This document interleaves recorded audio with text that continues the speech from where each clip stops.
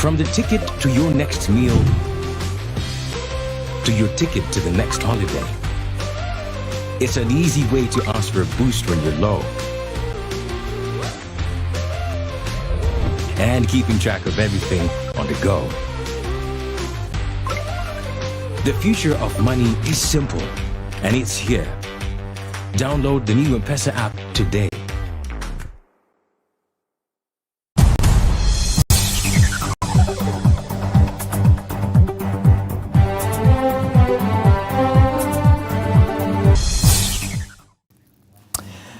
Right, it is time, and it is time for The Bottom Line, right here on Lookup TV. And of course, my name as always is Eugene Anangwe. Every Monday we are looking forward to this, the climax of the day, and of course it is a time where we get to dissect the political events in the country, just to be able to understand and be able to look out for solutions-focused conversations, especially now as we stare at the 2022 elections. Where are you watching us from? We'd love to hear from you. All you need to do is just get in touch with us through our social media platforms, on Twitter at Lookup TV, and of course you can also tweet me directly at Eugene Anangwe. The hashtag to use, as always, which we'll be tracking throughout the night, is The Bottom Line KE. Simply add it onto your conversation or what you'll be sending towards the comments being made right here on the show, and we'll be able to read and sample some of those tweets in the course of the program. We're also live on Facebook and our Facebook family. We'll also be reading some of your comments. Just drop them at the comment section.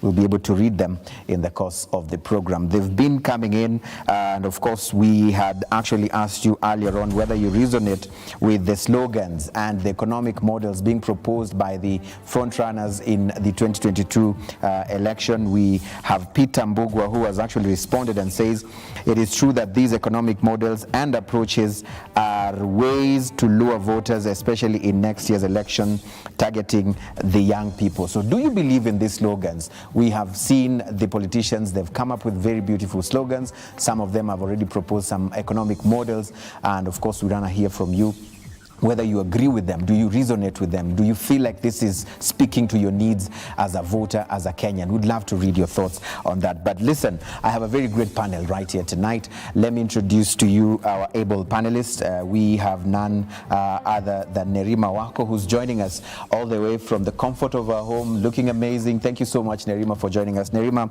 is the Executive Director of Siasa Place. And of course, I'll be bringing in the rest of the panelists in just a bit. Stay with us.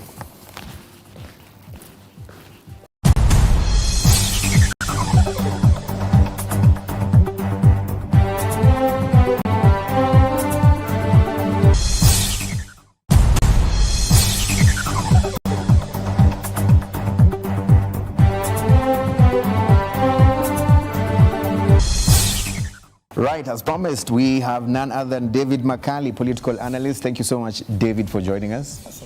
Hey, kuna watu walikuwa wanasema hiyo jacket, hiyo jumper, it's like a declaration you're making. Are you? Come on. Are you coming out?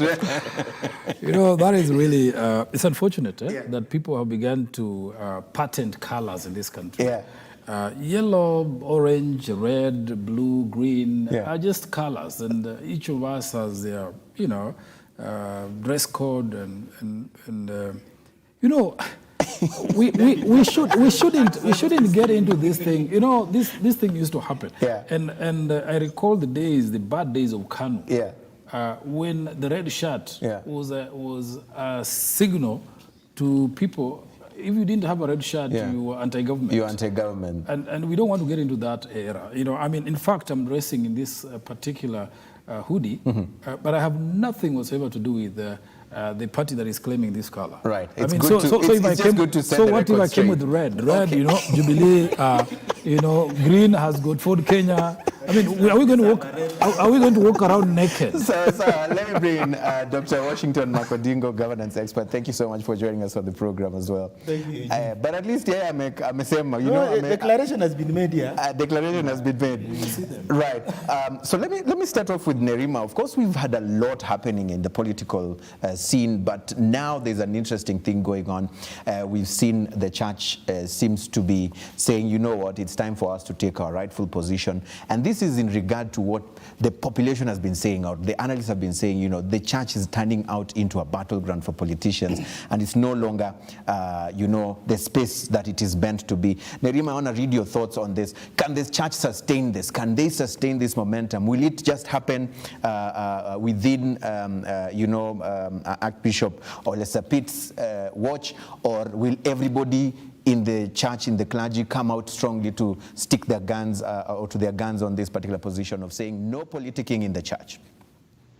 Thanks for having me, Eugene. Good evening, everyone. I think that it's a step in the right direction. It's not something that's going to happen overnight, obviously, because we're talking about habits that people have gotten used to over the years. So change is slow. Change is also progressive. So we're going to have some people who are obviously going to obey, and we're going to have some who are going to find it very difficult to obey, because we cannot forget that there's a lot of money that exchanges hands in the churches, and a lot of churches depend on this money because a lot of them are thinking of expanding, and so they rely on the visitations by politicians to receive these funds. But I'm happy about it happening because I was present at the National Council of Churches, Kenya, when they had their 64th General Assembly.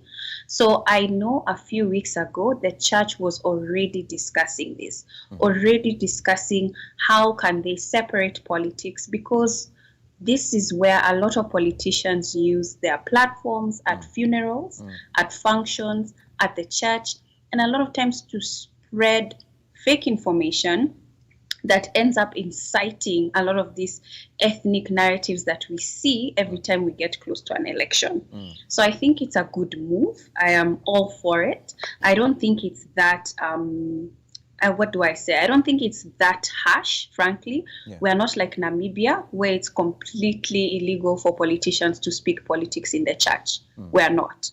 And I believe it's a conversation that we need to have, because even when we look at the 90s and how the church has been very involved with civil society engagements and its movements and the push toward democracy, it sort of took a backseat. So now they're finally saying that, you know, we're not out yet. We have been silent, maybe too much within the political realm. And now we are speaking up and standing up. Because at the end of the day, 75% of Kenyans are religious, and most of them are Christian. So they interact with this leadership of the church every single week. They need to be able to use that influence. I hear you, and I want to bring in Makodingo on this. Dr. Makodingo, you mean it's been, you know, a very long time, almost 8 years and plus, and we haven't seen or heard, you know, such statements coming out strongly against politicians in the churches. And some people are reading differently from whatever is happening today. Some are saying clout chasing, some are saying, you know what, maybe it's going to be double standards. You know, we'll still see some churches agreeing to have some of these politicians speak. What do you read from where you sit, Dr. Thank you, Eugene. A couple of weeks ago, I think 2 weeks ago, there was a social media conversation about wash. And about all this illicit money, about this illicit money that flows in the economy. And there was a graphic that had actual names branching from Hustler One. And amongst them was, in fact, in that graphic was the head of one of the major churches who spoke today against politics in church. Another one was a very prominent city bishop who is running for a seat. I shall not name names. But the church was quite intricately involved in this web of wash and illicit money. And I have pretty good reason and pretty good information to believe that is the case. And the pressure that came, because I know the state has also been exerting quite a bit of pressure over these proceeds of crime, whether they be proceeds of corruption or proceeds of drugs or proceeds of other organized crime.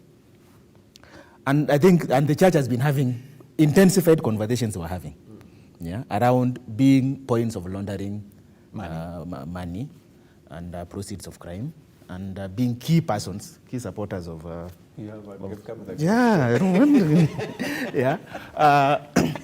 And there was a very prominent link between Hustler 1 and the church. And everybody knows this, that for the last nearly 9 years, is major point of entry in any society, in any ethnic grouping, in any region has been the church. Where it's donated millions and millions of shillings, going in probably over $1 billion, $2 billion now. I mean, there was a graphic in 1 week where he donated 38 million shillings in a weekend.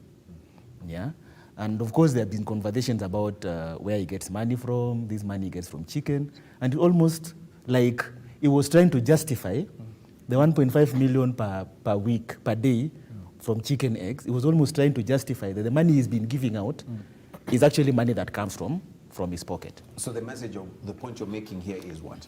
The point I'm making is the church has been pressed against a wall. They were never going to do this. They've been very happy to do it. They've been very happy to host mostly one side of the political divide for the last 9 years. And it's found, there is only one side of the political divide that owns God. That says God is with us, as if the rest of Kenyans are with the devil. I mean, at least those who believe. So I think the church has been pressed to a wall, and they have been forced to take a stand against this, because their congregants are usually the most vulnerable as well. I mean, if you go to church regularly, you're already vulnerable. I doubt Makaili is buying your line of thought. I'm trying to find the thread that Washington is trying to spin with regard to the to Archbishop Sapit's order, so to speak. I did not mention directive. Washington has veered off into wash, and in some way tried to bring in a particular politician, and even he tried to spin something about that graphic that had Archbishop Sapit. I'm unable to get it. He'll deal with that on his own. Those are his shenanigans. But for me, I think the question is simple. It is not just William Ruto who goes to church. In fact, every politician in this country goes to church. And even as he spoke there, Musalia, Mudavadi, I mean, all the main politicians were there. There was Raila Odinga, there was Musalia, there was Wetangula, and all the others who were expecting to speak at that event. I mean, every other weekend, all these politicians are in church. I mean, and we have seen even Hustler making mockery of people who are now increasingly being seen in church, joining him there. And every politician is doing that, without exception. So this attempt to make the observation by the Archbishop to link it to wash, to me, is a little extreme and extraneous. I think the matter must be faced. I am not denying whether the money wash money laundering is being done in church. I suppose it might be. It might be. I have no, I would even think it is happening. But the most important issue is church has become the place where politics is being played. Right. Politicians are taking advantage of the COVID pandemic restrictions. Because there's no rally anymore. There are no rallies to congregate in church. So for me, I look at it from that point, first of all. Somebody is throttling them from an avenue to access people without facing the wrath of the law or the restrictions. But again, this is not something that is new. Politics and politicians being in church is, as long as I've known Kenyan politics, from the Nyayo era, from the Kenyatta era, politicians have always spoken in church. To the discomfort of politicians, of the clergy, I must admit, in some cases. But again, it's the same clergy who invite the politicians and give them the prominence. Just what Nerima said. Exactly. There's so high dependency. It is an umbilical relationship, if we may call it that way. If they say no, it's a good thing. For me, it is the desirable thing that politics shouldn't be in church. But we must isolate two things. Is it politicians who should not speak in church, or there should be no politics in church? Because even the clergy are talking politics from the pulpit. Or is that part of the ministry? Is that part of their calling? Is that part of their social function as moral leaders to speak politically to the politicians and the public? But politicians should speak from outside and not inside. Right. So there's a line here, and there's need to separate the two things. But I would say that if that were to be adopted, that the pulpit should be, politicians should not speak from the pulpit, I'll be quite happy. But they have to deal with the consequence, that they're ones who invite those people to those churches, especially today. Oh man, No politician is invited to just worship. They're inviting them because they want them to give them money to support projects. Yeah. So they have to also examine themselves before they condemn politicians. Right. I want to bring in Nerima, but before I do that, my conscience is telling me no. Dr. Makodingo has to substantiate his earlier claims on what he said. And I want to give you this chance to just substantiate what you said. But you guys didn't allow me to finish. Yeah. Now go ahead. I think I would also like to hear You didn't allow me. You didn't Yeah. allow me to finish. Where's the connection? This is not the first time we are crying about church locking out politicians out of the pulpit. Yeah. It's not the first time. We've been doing it for a year, 2 years now. Yeah, and it hasn't stopped. And it is true. Somehow, all of them have realized that the only avenues remaining to address people, and then get an audience, because churches also now do stream things, Facebook Live, and people actually attend these things. Yeah. They have realized the only avenues they have is to actually go to church. So now, even Raila Odinga, who is not exactly known to be a church person, even though he's been baptized as many times as I can remember, has started going to church functions because then they get a ready crowd. But actually, I'm convinced, that the evolving connection between the church and dirty money, whichever way it's coming from. I mean, politicians from all sides of the divide are involved in these things. I mean, this is fairly public knowledge. A lot of them have been elected. So who's putting them on the corner to say no more? But I of think this? the conversation Yeah. around illicit money finding its way to church, and money that whose source is not known, then of course with the high-octane politics that is coming out now, is a contributor to the church saying, you know what, if this is what is going to put us in bad light, we don't want it. And more importantly, because we're in a period of time, on nearly 2007 set off. You remember the post-election violence, we're in a transition, and it looks like it's going to be a disputed election in the vein of 2007, where the church was indicted heavily because the church was so divided they could not even hold services in church. And I think the church is taking a precautionary measure to keep politics out of the church so that they are not seen as if they are biased. Or part of the part process. Of them. My concern would be, see, those politicians who just go outside the church and address the same crowd. I mean, that's the question that I want to bring Nerima on. Nerima, I mean, from where you sit, what do you think should be the whole process? Because Bishop Oginde, for example, is on the record having said that politics is too important to be left to the politicians. And when we hear the clergy now say that, you know what, we do not want politicians to speak in church, for you, how would you be recommending? Because still, it is the right of the citizens who are attending the service to make their decision in the end. Whatever the politician will say, as long as we are, guiding and making sure that they are not getting out of track in the sense of incitement and all that, don't you feel that there seems to be a thin line, as David McCarley says, in what is it? What's the guideline? If you're a politician, you should not speak in church, or you should not speak politics in church. Where do you think we should draw the line? Well, I don't think that the line is that thin. I think it's very clear, because there's one thing that the Archbishop did mention. He said that these platforms, people have come to listen to sermons, they've come to worship. There's a reason that those people are there. So it's not the time, it's not the place. If we're talking about, what we're talking about in terms of gathering, because politics is very important and it's every day. It's not necessarily just what politicians do, which we often talk about the banter. Politics is about policies, it's about resources, it's about distribution, it's about participation. And that's the thing that as Kenyans, a lot of times when we think politics, we think political banter. We think how people are drawing lines between affiliation. We think parties, association. We don't necessarily talk about issues. We don't talk about the policies. We don't talk about things that are affecting us every single day. So that's where the politics, the crux of decisions are made. And that's why, as citizens, we should participate. Just because this particular constitution, which is over 10 years old, gives us direct power to participate. But the average citizen is not fully aware, because now I don't want to go into the civic education and the aspects as to how limited information of how an average citizen is to participate or engage is involved.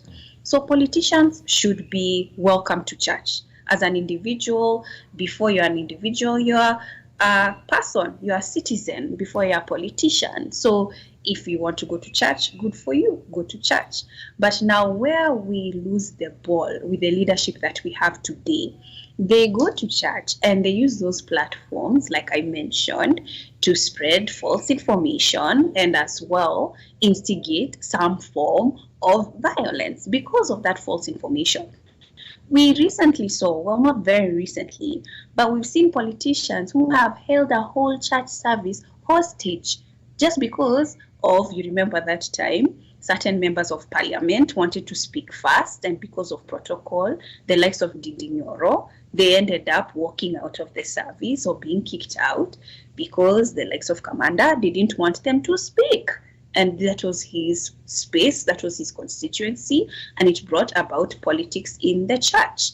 That's where we're losing sight, because we have people who have come, and the church is supposed to be a space where you gather information, you learn, you're supposed to build yourself as an individual. But here is that space, because right now, services can't be more than an hour legally. They are not supposed to be due to COVID. But you have people using that limited time frame to share information that first, there was not supposed to be a platform to share that information. Politicians should have their own gatherings, their own spaces to discuss the politics that they want to discuss. When they come to church, they are very welcome to share or contribute and talk about testimonies and worship the Lord if they wish to. But politics can be held in other spaces, not necessarily just only the church. And it's unfortunate that I've attended funerals where we even forget the person that we're burying. We are so caught up in the politics, we can spend 4 or 5 hours giving politicians platforms and not even that family that's grieving, because now we're trying to bury a body before 6 p.m. before it gets dark, because politicians have taken over.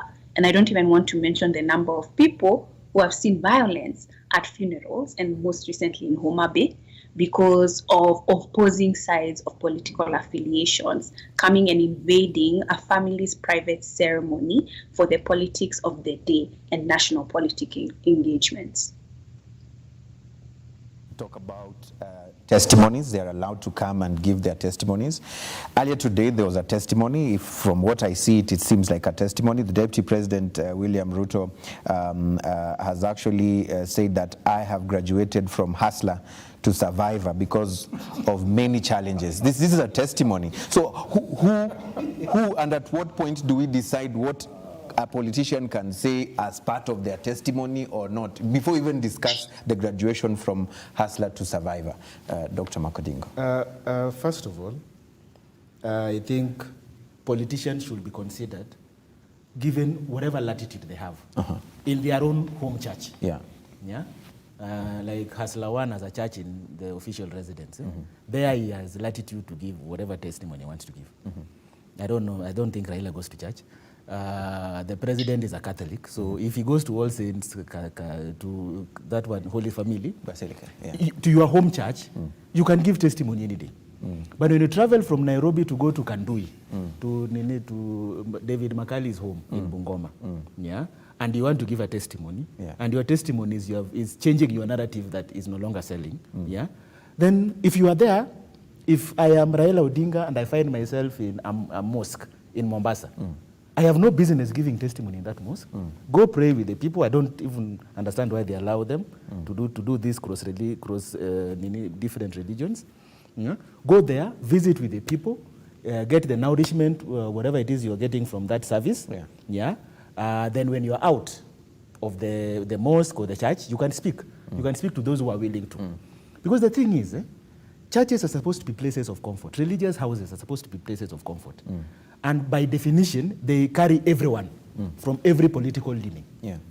Yeah, there might be people who are so diehard DP, they don't want to listen to Raila. And then you force them to sit there because they don't want to be disrespectful.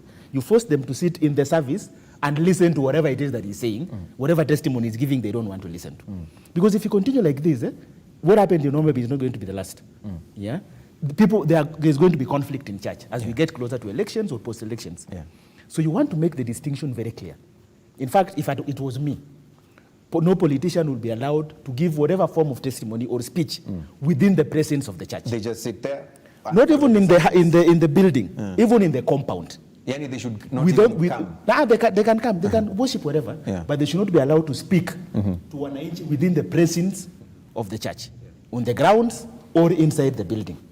Wakuja waombe kama watu wengine, they can greet people as they go away. They pass the lines there with their people, they greet, and they go do a rally out there. So that then you allow the people who do not agree with you and who do not want to listen to you to actually take their time and leave you with your wafuasi. Right. Easier said than done, Makali? Definitely. I mean, it depends on which denomination again. Because if you're a Catholic, such as myself, you know that they'll allow guests such as invited politicians to speak at the end of the of the mass, so to speak. Other denominations will allow speeches up front before the preaching, you know.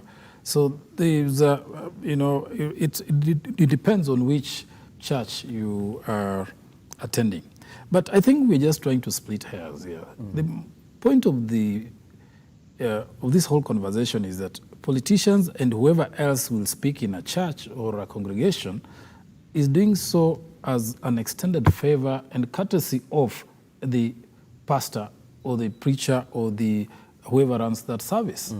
So if they determine that it's not healthy for their audiences or congregation, they should, you know, not do so.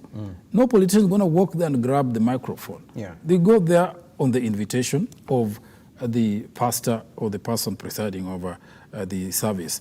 If they make a determination that they don't want to do this, and I can assure you, as you've just said, it is going to be very difficult to enforce. Again, this is just from the Anglican Church, the ACK that has said it. The Catholic Church has always had this unease about politicians speaking in the church. I don't know any other denominations or churches that have also taken the same stand. Some of those other churches actually desire politicians to come to them because of the goodies they bring. So I don't think we're going to have a uniform sort of practice in this town soon, in this country. Maybe the Catholics will excel, the Anglicans that are structured will also excel, but the other independent churches, the Pentecostal churches that don't have hierarchy and structure, are unlikely to take this up. So we should expect to see a mass flow of politicians. This is a difficult thing. The only way to do this is if anybody can be courageous enough to take a proposal, a bill to the House, a motion, and to adopt a bill that churches shall only be premises for religious functions and cut the politics out. Then we can have a uniform country. I think that would be a tall order because it's going to be a bit difficult to define what is politics, what is testimony, because from what I've read to you, some people will start also... They even use the Bible. Nerima, Dr. Makodingo and Makali, we're going to take a very short break right about now. And of course, when we come back, now we delve deeper into the slogans, economic models, and the 2022 dynamics. What are we staring at as a nation? We'd like you to continue tweeting. We'll be sampling some of your tweets in the course of this conversation. We take this short break. Don't go too far. Stay with us.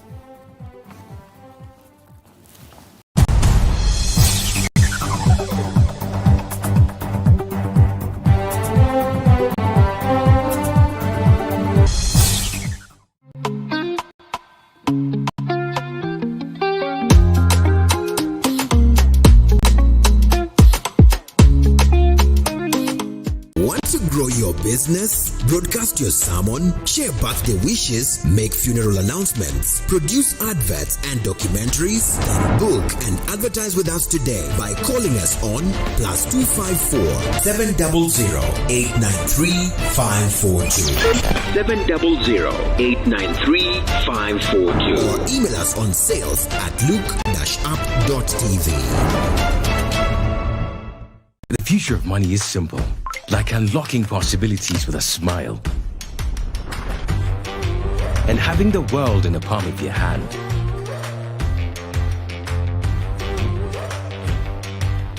It's the ability to touch many lives at the same time and turn your dreams into reality. It's forgetting and still remembering. Simple is having everything that you love in one place.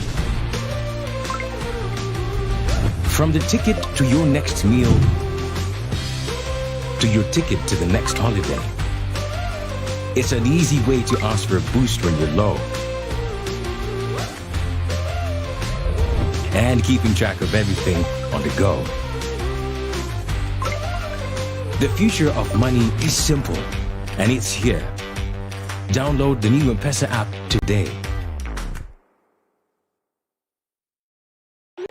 Please make those payments and take dinner out the freezer. Enjoy your day off.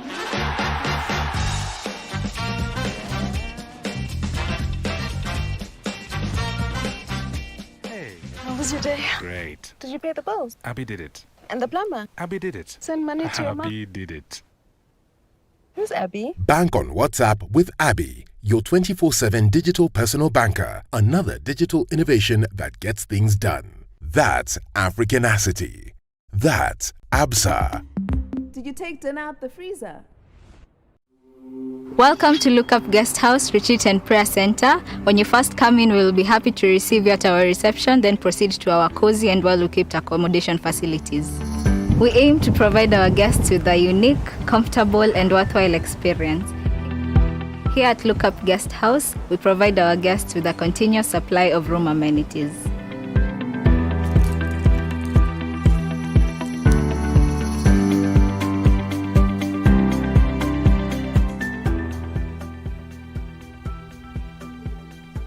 A cool environment for all your retreat activities. Lookup Guest House Retreat and Prayer Center. For reservation, contact us on info@lookupguesthouse.org or call us on 0746 788 707. Like, follow, subscribe, click the notification button. Join the Lookup TV movement now.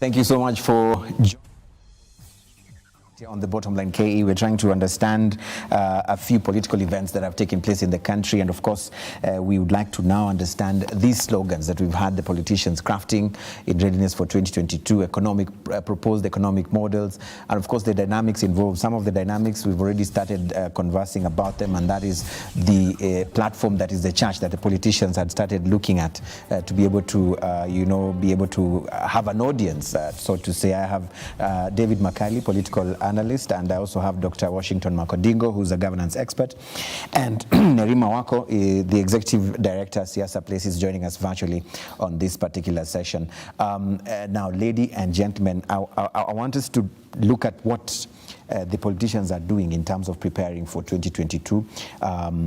We have now seen, earlier I alluded to the fact that Deputy President William Ruto,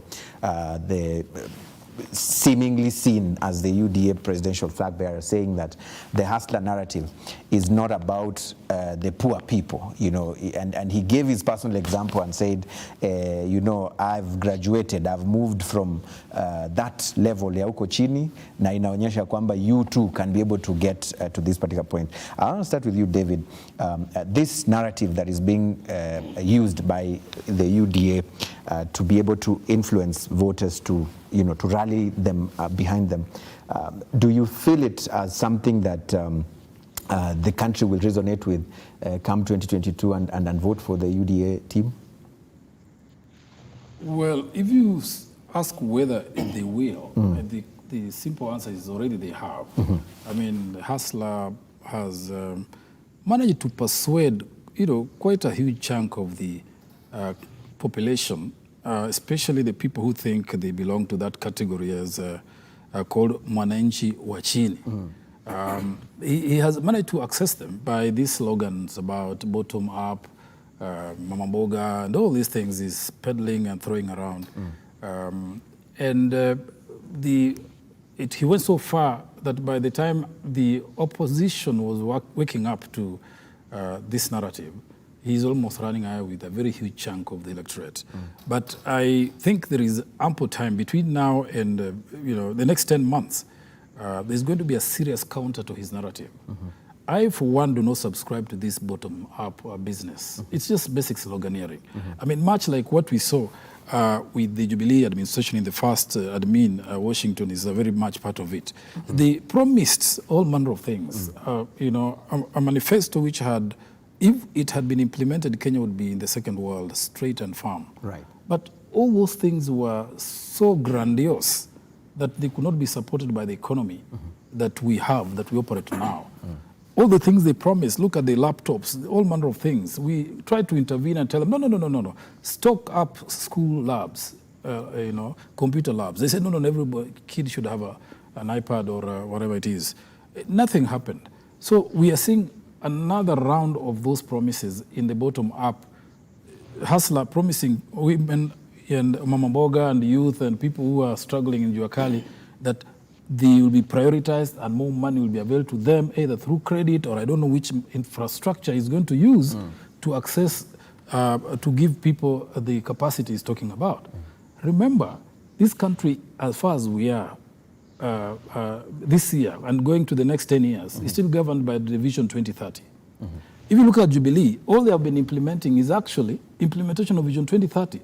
They extract stuff from there, which they implement, medium term and long-term plan. All of it is within the Vision 2030.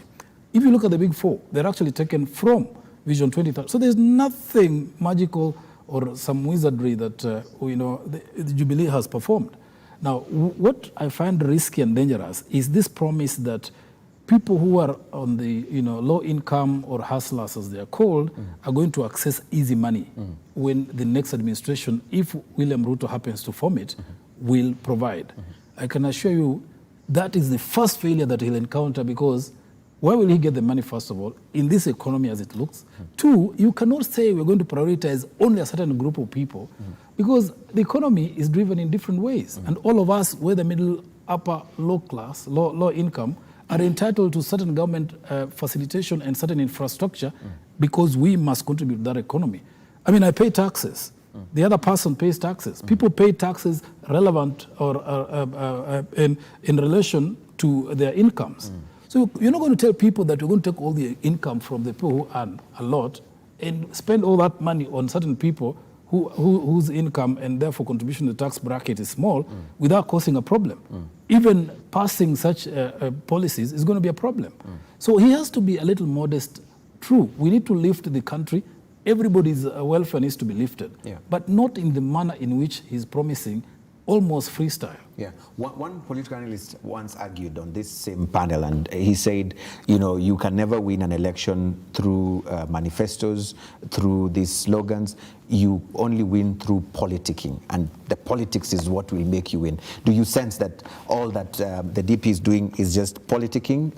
In fact, that is what he's doing, because the things he's promising are unrealistic. I think that, first of all, there is nothing wrong with our current economic policies in the big, looking at it overall. It is the implementation and effective execution of those policies that has failed. So that's why I buy into the standpoint taken by Justin Muturi, who's running for president from the east Mount Kenya region. He's saying, no, we can have all this bottom up. We can all have these policies that are being rolled out. I see Baba now rolling out papers on farmers, on youth, on whatnot, all these things, But you ask, why are those things not being implemented now? Two, and those things actually existing in policy right now. So what is failing and what has failed this country is implementation of things that we have thought through. There's no shortage of economic ideas and solutions to what we face. Yeah. It is whether the government has the right people, disciplined enough to execute those policies. Right. That's where we are wrong. Right. Dr. Makodingo. I think David has said pretty much. There is something like called bottom up, but we struggled for a long time to get devolution so that we can do bottom up. Mm-hmm. Yeah, I mean anyone, and one would expect that the deputy president will know this, because he chairs the Intergovernmental Budget and Economic Council that brings together all the governors from all the counties and their CCs for finance. The law requires every county to develop what you call a county integrated development program plan, a 5-year plan. The development of that plan begins with Mama Mboga, literally. It begins in the village. Yeah?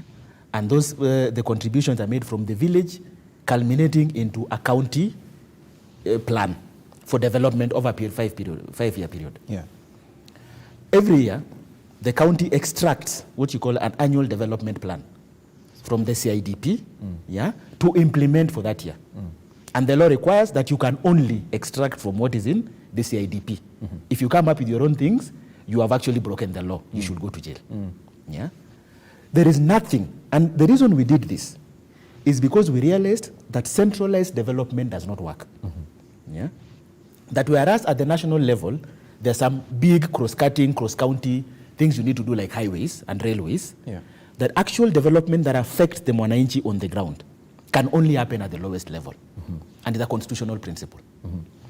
There is nothing the hustler nation, whatever they're called, can come up with, coordinated from a central point, that can actually bring development to Mama Mboga. Yeah? You can give them handouts. We've given handouts in this country. Youth Development Fund started as a handout. 97% of people didn't return the money. Yeah? In fact, I did, because I did some M&Me report for Youth Fund, 99.5% of loaners, I didn't return it. So they were getting 12 young people and giving them 5,000, 50,000. 5,000 is retained for administration. They went and divided the 4,000 amongst them. Guys bought jeans, bought Mulika Mwizis. They're like, this is the first government money we have ever seen in our whole life. They ate it and they didn't care to return it. Because that system doesn't work. What will work if it was me? If you asked me, if you wanted to strengthen a bottom-up approach to development in this country, it already exists in law. You strengthen devolved units. You give more money to devolved units if the money is available. I know now money is a bit tight, but you give money at that lower level because you are certain that in every ward, if you give ward development fund, in every ward there will be a project. That if a bridge is destroyed by floods, there will be money to actually repair that bridge. That if the women are struggling with water like in my village, a borehole will be dug. Yeah? At the very worst, they don't have to depend on the president or the deputy president to give them development. That makes sense. It is practical. We discussed it over a long period of time. Many people died over it. Yeah? But when you are the one who comes on podiums running from one place to another, opposing for whatever reason, yeah? A constitutional amendment, for example, that wants to guarantee more money to counties, and then you, on the other hand, you are saying you want a bottom-up approach to development, it's sloganeering. Because you are a snake oil salesman. You are selling something that doesn't quite sloganeering. Nerima, what is your take? Because at the end of the day, it seems like the politicians have mastered the brains and the minds of the electorate. And they know so too well how to, whip their emotions and take advantage of their circumstances at that particular time. And so it will be so easy for someone, yule uko chini, ambaye the way they say Mama Mboga and the other person, to really relate with what this politician will be saying as part of their slogan, as part of their proposed economic models, because of their current situation, not because probably they really believe in what this person is saying. How do we move away from this? We've already said politicians not in charge. Now, what are we replacing that with? Is there any civic education that you would propose that would help? Let the politician come with their sloganeering, but you know what? The citizenry is woke. They know what they'll do at the ballot. Well, Eugene, I wouldn't say the problem, but what we're beginning to see is how democracies are evolving, because what we're witnessing in Kenya is happening globally as well. I can say the same thing about the United States, where people don't really understand policies as much as debates around policies more than in Kenya. If you were to ask just the average voter what, say, President Biden stands for and to describe the kind of policies that he has around education or the economy, they'll probably have a few phrases and slogans, which is something that was predicted. I don't want to go into philosophies and the Republican and the discussion between Socrates and Pluto. But I do believe that we do need much more civic education to people to ask the right questions. I agree in a lot of aspects that have already been said by my fellow panelists, but another issue that's sort of escaping is corruption and accountability. Right. We cannot be talking about having much more resources going down to the ground, and we're not talking about how we're going to fight corruption and fight it in a way where it's equal across the platform and not just certain individuals who are being targeted, or we're not going to talk about how there are no existing ways or forms that people can report issues, or the fact that now corruption is so ingrained in our systems and people would rather pay a bribe to get away with something than to follow, say, a court system or to go through courts and judges just because of how slow the processes are. So I think that we're going to see much more engagement because of positions such as the member of county assembly. But I've heard CIDP being mentioned. The fact that only a few members in the community engage in that process is a problem. A lot of people are unaware at the counties of the budget cycle, when it happens, how to engage in it, especially the youth. They have no idea when that process happens, and they are not particularly engaged in that process. It's done as a way to just sort of tick the boxes for county assemblies and county governments to say that, hey, we did it, the youth were engaged. So that goes back to accountability. I feel that our leadership is completely escaping the need that we need a lot more transparency, because the policies do exist. There's just no political goodwill to support those policies, and there's a lot of issues around implementation. And even touching on AGPO, or these resources that are accessible to young people, the Youth Development Fund and things like that, as much as a lot of young people spent their money horrifically, we're not talking about the fact that people are registering entities using young people's IDs. We're not talking about that. We're not talking about the lack of accountability and systems. The fact that our government, until to date, doesn't have very clear information as to how much of those resources actually went to young people and how many young people. That's what I'm going to be looking for in our leadership. I think young people especially need to be trained around asking the right questions. Civic education is heavily relied on civil society, which is completely underfunded. And now because of COVID, we're seeing foreign aid actually diminishing. So civic education is not going to be accessible at all. And the fact that CBC or even our education curricula doesn't necessarily touch on participation. It touches on life skills and responsibilities, but we are not sure about how young people are supposed to engage, the public is supposed to engage, and when and how.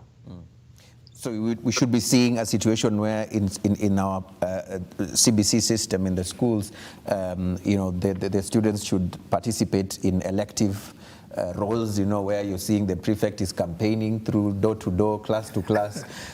Would this be one of the things that would be able to impact some practical skills in our new generation? Is this what you'd want to see happening in our schools?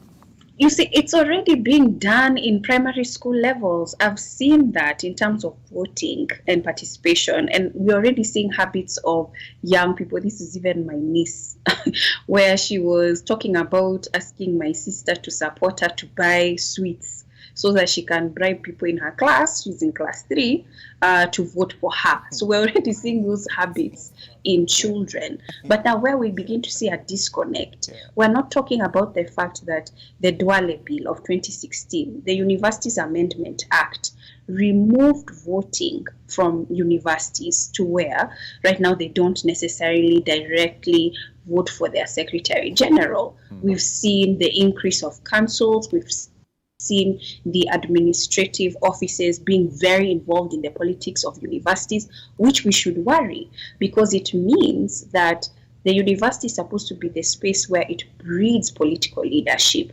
The fact that the students are not voting their leaders directly means that Secretary Generals today find it hard to mobilize. That's why it's very hard to see, or very rarely do we see students rioting, and we don't even see them rioting around issues. They don't have a base, they don't have a constituency. So what does that mean? That university students, where youth are supposed to be engaging directly, that's the first place that they engage with elective positions, and then they sort of move into political leadership, because our politics has, it forces you to have a degree now to be able to participate and engage. So a lot of them engage politics first time on campus. They are not organizing or voting anymore. Right. So when you see a disconnected youth, it's because they're not practicing it on campus, and that means now they sort of transition into national politics, where they're like, why do I have to? Do I need to? And I've written about this in a few articles and columns, where I say what's happening in the universities right now was practice for what was to come with our national politics, when they started the debate around having a prime minister in these positions, initially when they had the BBI. Where the prime minister was going to be sort of selected by elected leaders. That's already happening in the universities. That's how the Secretary General is elected. So it's an interesting time that we're living in. I believe that we're in a process of change, and the fact that now the National Youth Council is talking about having elections, and they haven't had elections in 6 years, is something to watch out for. Yeah. But again, the things that I'm mentioning is probably new to you. and that shows you just how insidious the policies that touch around young people are. And the fact that our government is very busy making these drastic changes quietly, and people are completely unaware that they are happening. Right. Makali, I feel like the script was already written, and that's why you see the children are even now asking for sweets to go do bribery for them to be elected. The political script of how our nature of politics is. Actually, Nerima has the finger on the right thing, which is that I think the biggest crisis we have in this country is one of governance.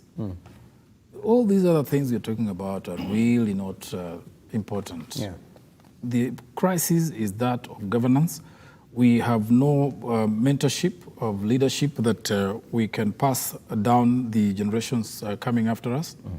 You mentioned about a testimony that somebody gave from being a chicken, whatever, to what he is today. But is that really the great example? Can we follow his example? Can he say, this is what I did, this is what I did, this is what I did, and this is how I got here? We are a country of shortcuts. So even the young people are just picking the same shortcuts to take as they grow up into political leaders or occupying public space or public office. Look at the practice of our democracy. Political parties that never hold elections. Look at the national leadership in the executive, quarreling, fights, and all that. How are we mentoring the younger generation or future generations? So we have a serious problem of governance that we need to sort out. In this coming election, I want to hear a leader who is saying, I'm going to fix governance as number one priority. Not these funny policies, bottom up, top down, and all these things. As I've said, there is no lack of leadership, of ideas or policies. We have all of them stacked in certain offices of the Treasury, in Ministry of Economic Planning. These things are there. The problems that we face, the solutions are right there written. We can even benchmark from other countries that have done better. So it's not that we need a genius to recreate our economy, whether it's bottom up or top down. It's not it. What we need is governance, somebody who can tell us is going to fix corruption, is going to get people to perform, public service to work, service delivery to function properly. That is what we need. And that's why I'm saying the problem, all these things are about leadership and governance and mentorship of people who want to get into those public offices. Right. Great. Dr. Makudingo, I mean, at least you've mentioned something, both of you have mentioned something about the bottom-up proposal, but I haven't heard you talk about the 24-hour economy by Honorable Stephen Kalonzo Musyoka. We've heard also of Musalia Mudavadi, who says pesa mfukoni, we're going to make the economy to be able to give you the money into your pocket. Raila Odinga is talking about, pushing for our local industries, buy Kenya, build Kenya. I mean, what are your thoughts on those slogans, those models? All of those things you're saying, like David says, we've grappled with them. We've even tried them. Actually, 24-hour economy, we've tried. Even this Nairobi, we have tried. They tried it in Mombasa, in Nakuru. There just wasn't enough sufficient business, sufficient clients to buy things at night. Yeah, but nobody, I mean, other than now during the COVID period, nobody stopped anyone from opening 24 hours or from doing business as 24 hours. I mean, we know the entertainment industry survives mostly on during nightlife. Yeah, and it's a very vibrant one. We are a very vibrant entertainment industry that, of course, COVID and the pandemic has really messed up quite a bit. All those things are doable. Nothing stops them from happening. All these policies exist, and very good policy papers. Other countries, even from outside of Africa, benchmark with us in terms of the policy documents we produced. Yeah, and I think, as David said, we need to regularly remind people that we have a national development blueprint called Vision 2030. Yeah, that it will be foolish. Yeah, for you to imagine that you are going to do any meaningful development in the country without actually implementing Vision 2030 or extracting aspects of it to implement. Like we said, our politics it's what is messed up. Our governance system is what is messed up. Says pesa mfukoni. Yeah. What does that mean? Yeah, I mean, how do you get the pesa in the pocket? There's no formula. Of course, everybody wants pesa mfukoni. Mudavadi says, I'll cut down taxes. Taxation is too high. Great. Foreign debt, or generally not foreign debt, public debt is too high. Good. Give us the formula. You see, the formula is what we're not being told. We're being told the end result, the target, what we need, what is desirable. But how are we going to get there? Maybe it's too It is all soon to about say. the financial discipline, the management, fixing the things, corruption, so that things work. If we want to a 24-hour economy, let's fix insecurity. Let's have a city that is, robust and working. Let's make Nairobi the boiling pot of East Africa in all senses. Let's make it the entertainment hub. All these people are coming from out to come to Nairobi. They enjoy Nairobi. But are we able to sustain it to make it really the place to go? Not yet. It's all governance. All right. And when you say politics, that thing that is happening in class 3 is what, if you went to your village today and stood for MP and told people you will be the most effective legislator in Nairobi ever, you will lose bigly. To the guy who says he will bring a road, he will bring water, he will give everyone fertilizer, that one, the lies. Our politics survives on lies. If you don't tell lies, you will not win. We tell the people to, in 5 years, I know I will not do this, but I will represent you effectively. Tunasoma hizo laws tunakula. Washington is just not just that lies. It's lies and the money. Lies and the money. This politics is just about money. I mean, I ran for election. People loved my ideas and they trust my integrity and they think I can do these things I can. I'm talking about. But at the end of the day, people say, so somebody comes the last 3 months and splashes that money that Washington was talking about earlier on, money laundered in certain ways or obtained by all means, they come and wash the place with the money. And they get 100,000, I'll get my 50,000 votes, and tomorrow we are all there whining about that bad leadership. Problem is, there's a gentleman called Litunya Eshutsi, I hope I pronounced it well, and he says it's your time to clinch that senatorial seat, Kiongozi. I mean, is this a trap? Is he laying a trap on you? That is how they incite people. I just said it. Right now, people are calling me from Bungoma saying, Mheshimiwa, now this is the time, man. This is your time. This is your time. I was there. We did a good campaign, and there's no shortage of ideas of how we can fix that county. But it's about how much money can you spend at the end of the day. Or the last are you 3 on months. the right political wave or coalition? So, as somebody has said, we pull in all the garbage, then we begin whining after a while because they've paid for the victory. So they go to harvest, recoup their money. Yeah. So they deserve what they got. As to whether running again, I'm not sure I want to do. I mean, I don't think I'm psychologically prepared to do the kind of things that people do to win elections. The field is totally uneven. It's about money. It's about political affiliation. There's so many dynamics. Well, you can do all these things and get elected and hopefully then do what you want to do. But it's a tall order, unless we clean up our politics. Right. I want us to take a very final break. We need to pay this bill so that we can be able to maintain this beautiful studio. And it's a good studio you have here, man. Whom are you trying to fight? We're fighting no one. We just want to do the right thing, you know? Yeah, so we're going to take a very short break right about now, pay some bills. And when we come back, we're asking ourselves, where do we go from here? Of course, do we just throw in the towel and say, you know what, this is how our politics is, we're giving up, or can we be able to salvage the situation? Can we start with one voter at a time? Is it really possible? We want to hear your thoughts. The hashtag is #TheBottomLineKE. We'll see you on the other side of the break. Stay with us.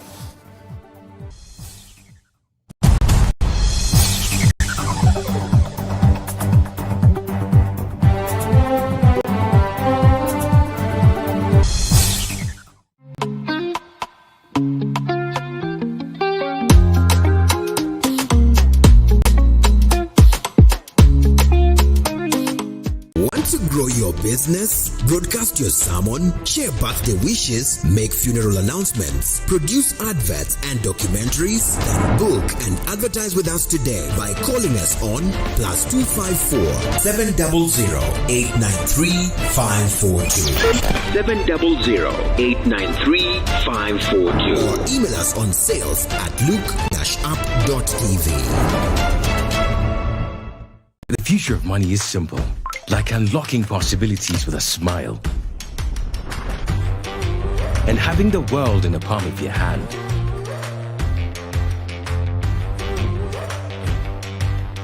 It's the ability to touch many lives at the same time and turn your dreams into reality. It's forgetting and still remembering. Simple is having everything that you love in one place. From the ticket to your next meal, to your ticket to the next holiday. It's an easy way to ask for a boost when you're low. And keeping track of everything on the go. The future of money is simple, and it's here. Download the new M-Pesa app today. Career Guide.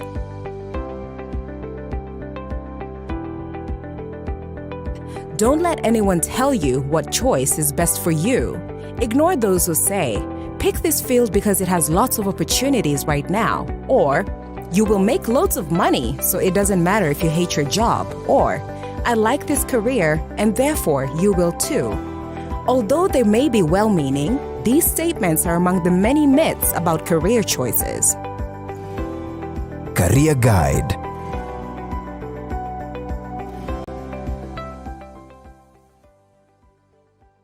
Like, follow, subscribe, click the notification button. Join the Look Up TV movement now. Now.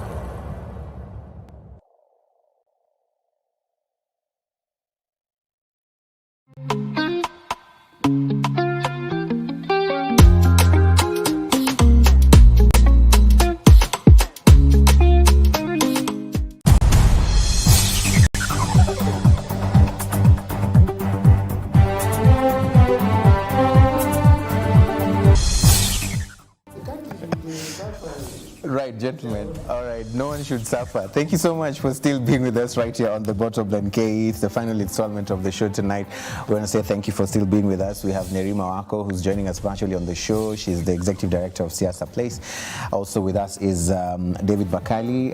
He's a political analyst, and Dr. Washington Makodingo, who's also a governance expert. Before we went for the break, we were actually trying to dissect the state of affairs, and I want us now to just try and understand where we go from here. And we've we seem to be surrendering, you know, and I've never known the three of you to be people who just throw in the towel just like that. Nerima, no. I mean, from the times we've been engaging on this kind of discussions, never. David Makali, Dr. Makodingo, no way. And why don't you guys think that it is time for us to mobilize, or for the nation to mobilize, if there's a feeling that the current crop of leadership has taken the country hostage? There's a state capture by these people. Why not mobilize or join the Fagia Wote? You know, there's now a team that is calling themselves Fagia Wote. Fagia Wote. Yeah. What's wrong with the Fagia Water campaign then? The person carrying the Jimmy slogan, Wanjigi, yes. The person carrying the slogan is part of what we need to Fagia. Really? Yeah, I mean, he's self-confessed that he's a businessman. And we know him to be in the business of wheeler dealing, yeah, of entrepreneurship and influencing how those tenders come out. Yeah, that is literally the reason we are where we are economically. Corruption, yeah, through inflation of tenders, through taking commissions for projects that don't take place. It's initiated, the mobilization money is given, 10-20%, the project doesn't take place, the kind of things we saw in Aror and Kimared. These are the problems we actually need to deal with as a country. But if a road cost, he said, you know, even the standard gauge railway, it was not what it is today in terms of the cost. So how is he part of the problem? No, he wanted to build the railway. He wanted to build it himself. For the country. He wanted to build it for the country. He wanted to build a new terminal we didn't need at JKIA. How is that? I mean, come on. You know, what happens, the story goes like this, Eugene. In this government, people take proposals to government to be included in the budget so that money is released and they have a head start to implement it. It's not government that initiates some projects. Some are actually put in there because somebody moved. Now guys are scheming. Which project can we put in the budget so that it can be funded so that we can do it and get the money? So how do you, I mean, I don't know whether that's one of them, but that they had designed a railway which was going to cost 55 billion. When government took it over, it went to 345 billion. Look at who initiated it. Was it a private sector public partnership or what? But anyway, that is for Jimmy to deal with. He's saying Fagia Wote, but again, we are presented with a challenge here. Is he the change that we need? I'm not sure. However, you asked an important question. Why can't we get fresh people? Correct. What's stopping us from mobilizing? There is nothing stopping us except the power of those who have taken people captive. By exploiting their vulnerabilities, their poverty, we are unable to overcome our basic needs. The majority of Kenyans, people are vulnerable. So for small incentives, they buy out their will, their sovereign will. And so that grinding mill goes on and on. We are unable to break free from this slavery of the cartels that control our politics because they have acquired the money and they propel and perpetuate themselves because they invest back the money to buy us. So it is difficult to free ourselves from it. But it will take a revolution of some sort. I wish Hustler was that kind of person who would give the change that we desire, because his message sort of has resonated with a certain category of Kenyans, substantial number of Kenyans. But those Kenyans who were rebelling or revolting against the injustice of the system, and they found he took leadership of those people. So it's not so much for the love of what he is or he has done, but it is it's a message of the system. It's a resistance against an unjust system that they face. And he has been smart enough to take charge of that. If another option presenting a solution better than what is being offered by Hustler was to be availed, perhaps these people would follow that option. And there are options. I don't think we should be stuck with the candidates who have been there in the last 3 elections. From 2007 to 2013 to 2017, the cast has been the same. Baba, Kalonzo, Mudavadi, who else? Those are the principal. Uhuru has gone now. I would recommend to this country that we try a new set of people who have not run for president. Like who now? Hustler has not run for president. Well, Hustler is part of this presidency. That is the problem. And so even when he tells us things, we begin to say, but why aren't those things being done? Okay, if you say in these last 5 years, you have not been part of the system, and we understand, But the other 5 years, you are stock and barrel with that system. Can we assess you on the basis of that? We still had major problems in Jubilee, even in the first 5 years. There are new candidates coming up. There is, we have seen Professor Kibwana. We have seen Mukisa Kitui. We have seen Justin Muturi. Who else is fresh? I am tempted to take among those, to recommend those to Kenyans, those three. Yeah. Nerima, what about you? I mean, where do we go from here? How do we reclaim the country if you're in the school of thought that the country has been taken captive by the current crop and the same cast of politicians who want our vote in every new election? Are you also in the same school of thought as David Makali and Dr. Makodingo, who says, but actually Dr. Makodingo hasn't. After Nerima, we hear from, but amesema already hiyo kufagia yote no, you know? Ako na remnants. Good. Talk to us, Nerima, talk to us. Yeah, well, I think that there definitely is a problem just because of just the campaigns and the monies that are involved in campaigns. What it does, it completely locks out new people. And I agree with David, because too much money is utilized during campaigns. As much as there's been a recent study, a research that has shown how much each of those positions utilizes, it's much more than that, because we haven't put into account how much people spend, especially politicians, when it comes to security. We've not talked about the goons that they hire, and even some people who they will have to be able to support within hospitals and clinics and things like that. Our politics is violent, and the machines that are utilized just use too much money that locks out women, marginalized groups such as youth, and also people living with disabilities.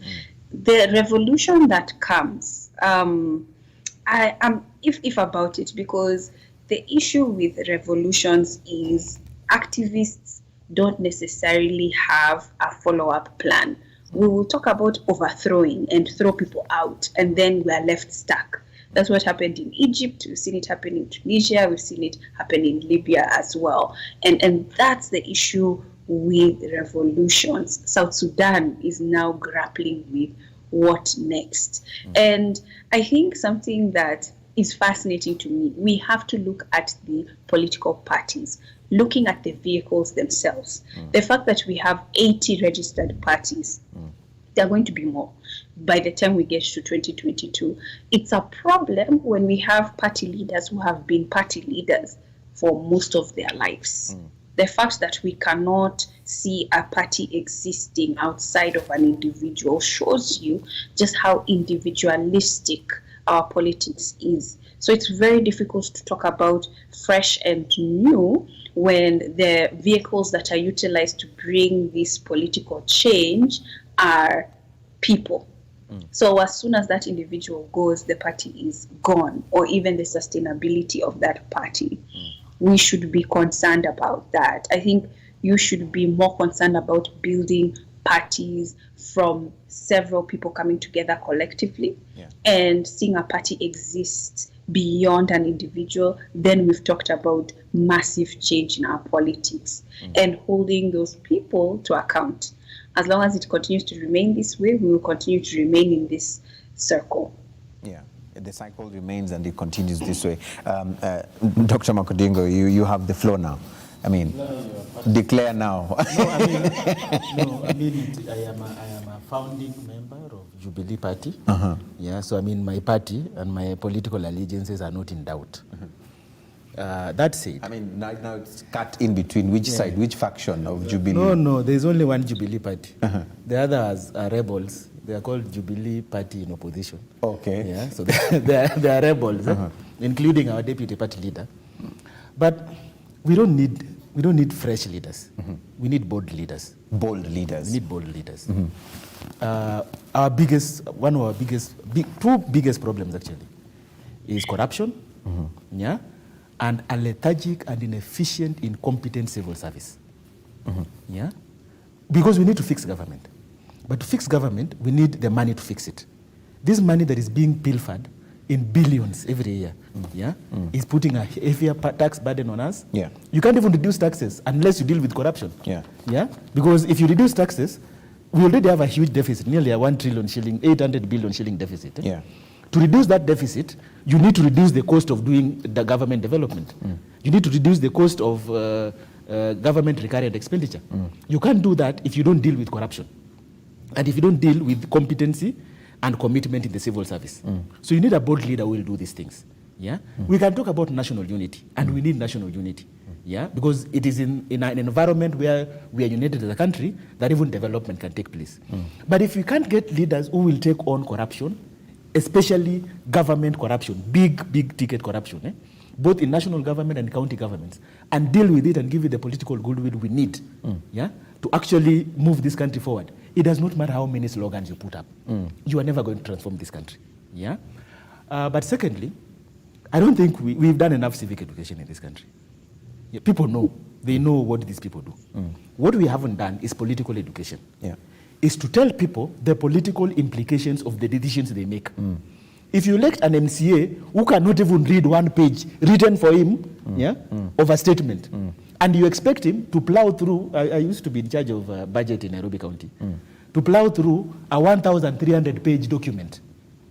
Yeah? So that they can extract what is important for their people.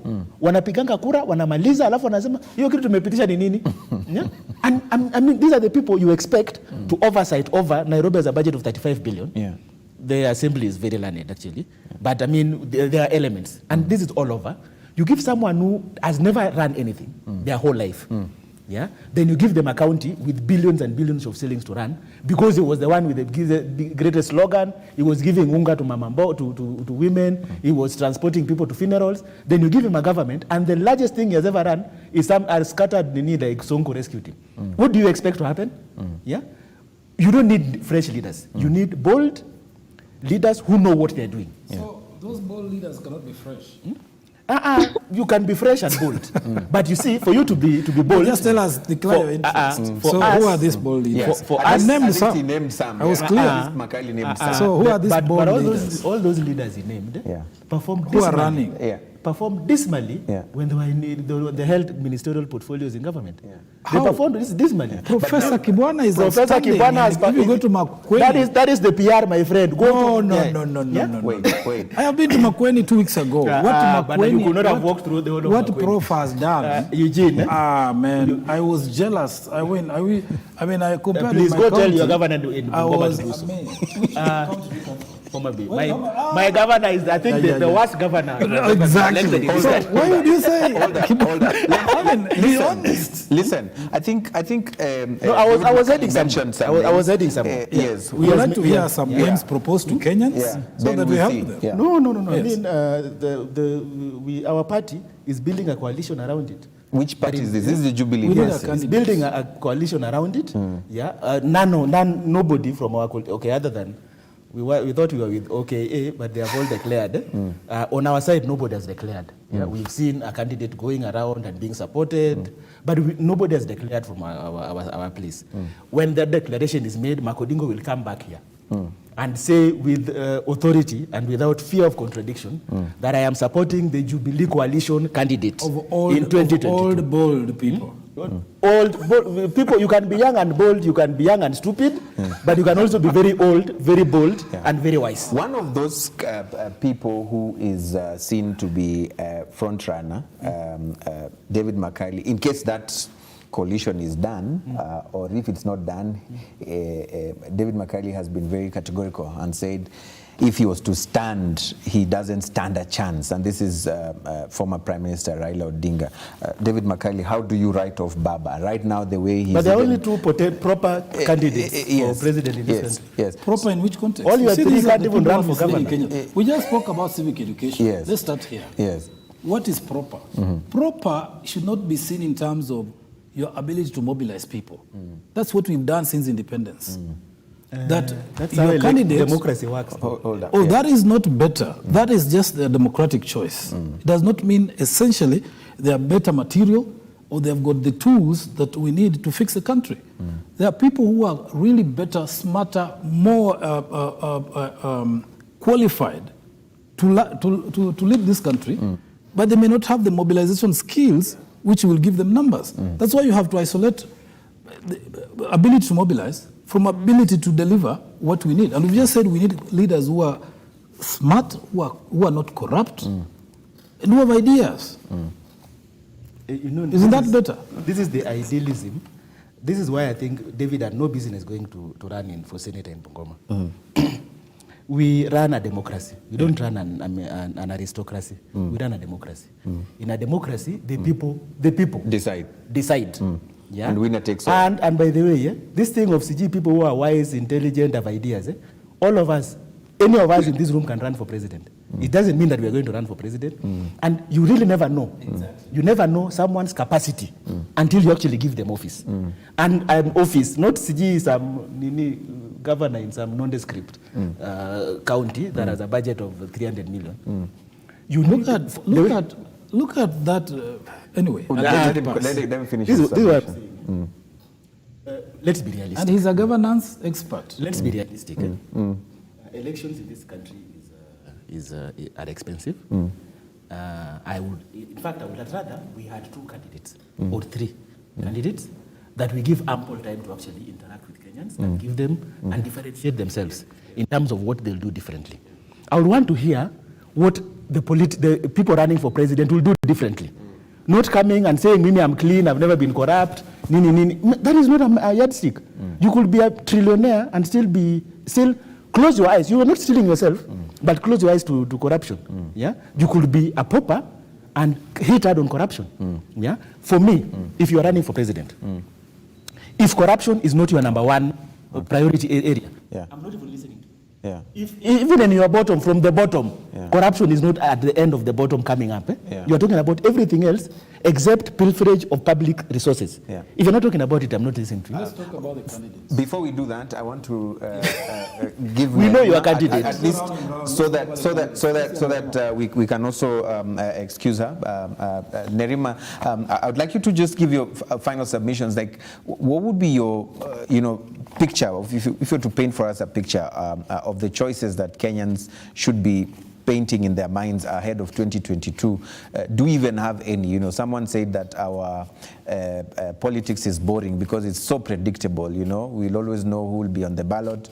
If it is so and so, if it's not so and so, it is the other person. I mean, what does your crystal ball tell you? And this I say it figuratively so that people don't start saying, "Hey, she has a crystal ball." Yeah. So what does it tell you come 2022 as far as these slogans and politicians are concerned? I think that it's going to change. I don't think it's going to change in 2022. Unfortunately, we're going to have the same individuals, but the next election we will not, just because we are human and we age, and gratefully and thankfully we all must end. We all must end.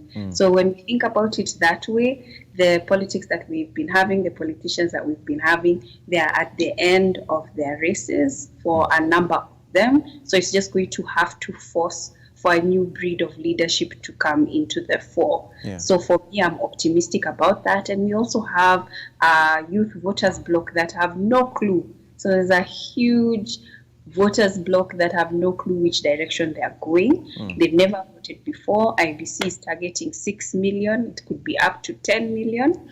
And that means that the politics is going to have to change in terms of the parties that have been existing for a very long time are going to have to figure out what does that change look like for them. We've already been seeing it because people who have been forcing individuals down their throat, the popular parties have to re-strategize. I'm even talking about the likes of ODM, where it doesn't necessarily mean because you belong to that party, they're going to vote for you. People are now looking for people that they identify with and they are popular with the community. And that's also because of this new breed of voter, who's the citizen who's coming into the fore. So for me, I'm going to be voting for somebody different, that's for sure, because these ones have taken me through a political fatigue. I am exhausted. And I think that there are many who are on the same boat as me, where it's just going to be a rebel vote. You want something new, something different. And that's a statement in itself. Nerima, I'm a bit disappointed. I thought you'd be saying for me, I'll actually be standing, offering myself to actually fix this politics and start with myself because there's been no choices. We've been forced to vote for these people. Now I'm going to be availing myself. Why, Nerima? Why? My husband is going to vie. That one is for sure. So best believe this house will be very involved in politics and will be involved in campaigning. He's going for member of parliament. So I'm not very much on the outside. I'm also very much engaged. Yeah. But Eugene, you're the second person to ask me this today. Oh my goodness. I keep hearing this every day. Yeah. And just because you're passionate about governance and all that doesn't mean that you have to be at the forefront as a politician. I believe that there are many other avenues to support. Yeah. I'm more of a technocrat and I understand the behind the scenes and I'm always willing to push for that. I don't think I'm a good politician, frankly. I don't do very well with people. I do very well when it comes to facts and figures and moving things behind the scenes. Right. I'm not a very people person. Thank you. I think Asante Sana for making time for us, and we will release you for now, and we will be able to get in touch soon. All the best to your husband. Of course, we hope to also host him here on this panel so that he can tell, the Kenyans what he has to offer. Would you be able to tell him an Angusha country? For him to tell us where he's going to run. Yeah. Let's support him because we want fresh people. Yeah, don't go out without info. In Madare. Madare. Very busy campaigning already. Yeah. So. Yeah, it's going to be Mudavadi. Very good. Great. All the best of luck. All the best. Thank An you. interesting constituency. Yeah. Yeah. Makaili, I'm not going to let you go with this because you are on the record as having said that the ODM leader Raila Odinga's time for vying for the presidency was over. If he was to stand in 2022, his chances of winning are very odd. How can you say such a thing when the former prime minister is now able to move to other places where he could not? And now it seems like he's closer to the power than ever before. Yeah, let me again buttress this point. Yeah. I have the greatest respect for Baba. Mm-hmm. I've worked with him. I've been part of his strategy teams. Mm-hmm. In 2014, I worked with him, to some extent. We have a long history, and he knows me, I know him. Yeah.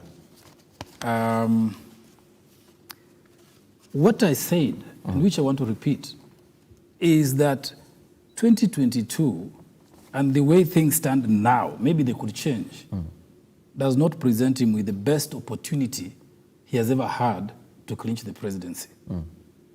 And given those circumstances, unless things change, it would be advisable for him not to run.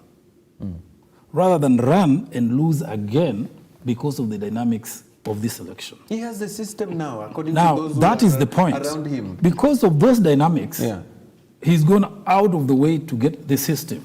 We don't want elections or our democracy run by systems and manipulation of the electoral arena by the system or government machinery. That is something we need to keep out of our politics so we can have a free and fair election based on the ideas and the support that any candidate can get. And that's the basis on which I am not enthusiastic about his bid. That's the reason. But he's a great guy. However, I think in the last 5 years, his dalliance with the system, with the Jubilee administration, has eroded some of the credentials and the great track record he had. Because look, some of the things which are being done under Jubilee last 5 years, which he has been very closely in a close relationship with, he cannot say, I didn't know about them. We didn't hear him vocal about the wrong things that were being done by Jubilee. So by extension, he's part of it. He's part of that system. And that's why I have lost appetite for his bid. Just on that basis alone. But he has a good track record fighting for democracy, and he's one of our mentors. Yeah, Dennis Itumbi of the now popular Hustler Nation investigative why are we discussing HNIB has said it clearly that there's been a ploy to weaken Baba. Do you see that this is what actually is culminating to? Like it was a plan to actually weaken him from day one, from the handshake period, bring him close. To be the smart one in every arrangement he gets into and gets out victorious or manages to benefit from it. I do not want to respond to Dennis's postulations, but I think he means that by where he has been placed, and exactly what I've explained, by the way, by his dalliance with the system, he has amejipaka matope ya system, so he cannot say it's not me, I wasn't part of it this late. And that's why Hustler is saying, you are a part of the system, Bana. So who between Hustler and Baba should carry the cross of the failures of the Jubilee administration, or where it hasn't performed well?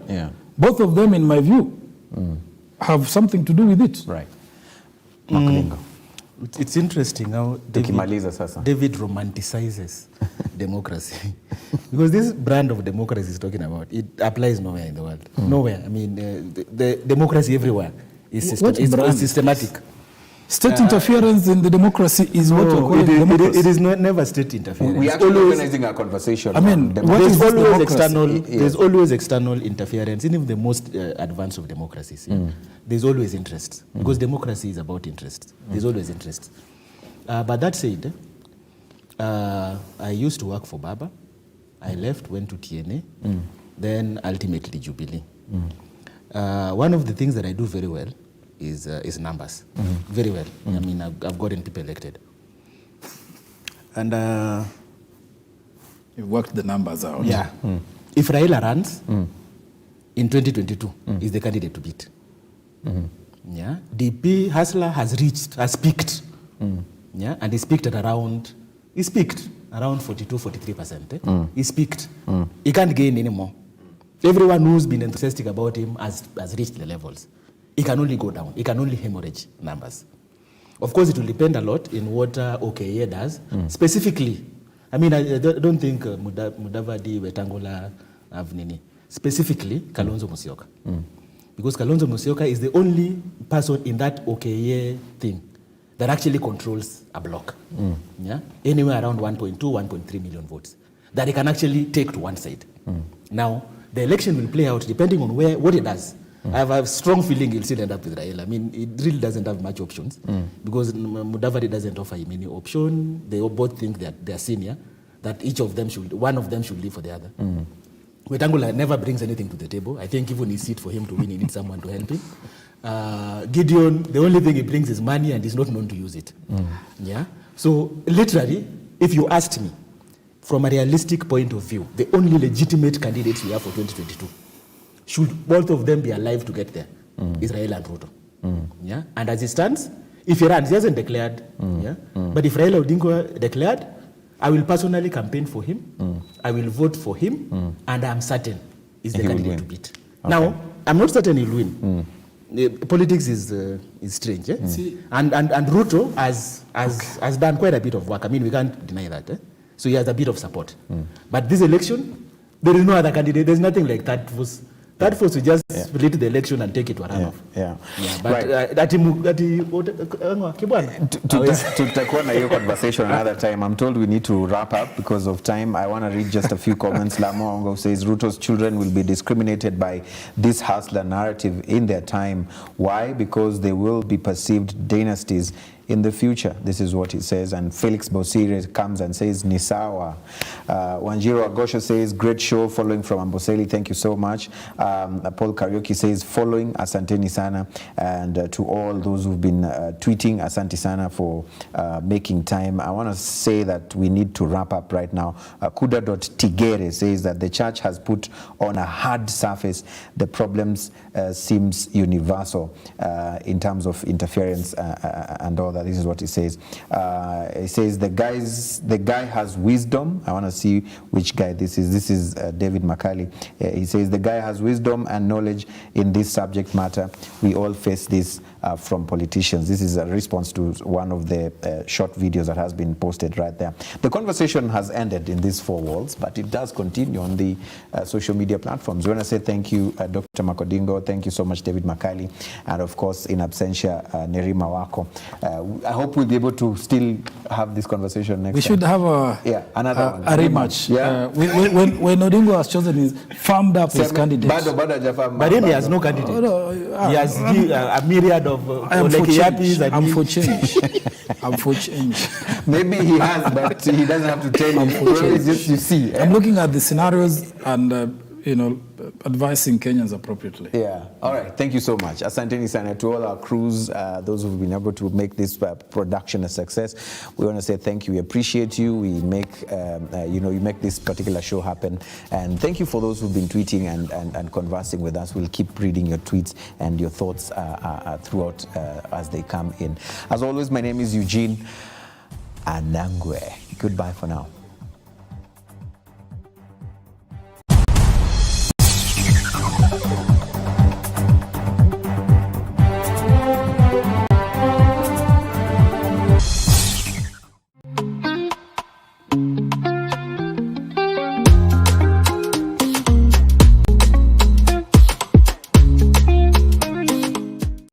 We value your feedback and welcome your complaints about our programming and operations. Feel free to get in touch with us through 0700 893 542 or send us an email to views@look-up.tv. We can't wait to hear from you.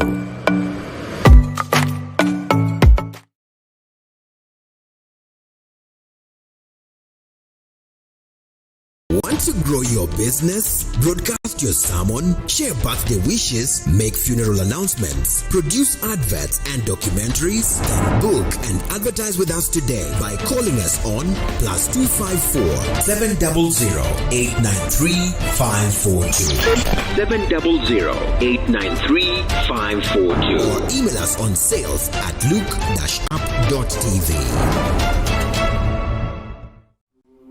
Welcome to Look Up.